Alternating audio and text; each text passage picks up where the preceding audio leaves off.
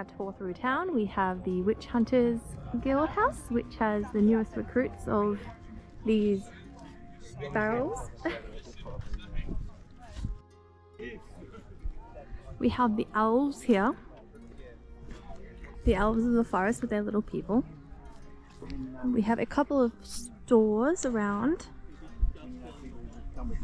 Over there we have the Garden of Moor, and that's where you go if you die in the game.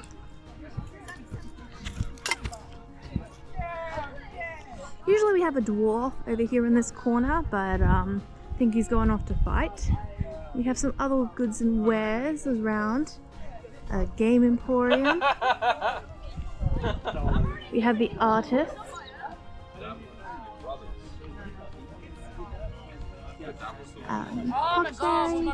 The Bard's Guild. And here's the tavern. Not as lively as last night, but still quite a few people around.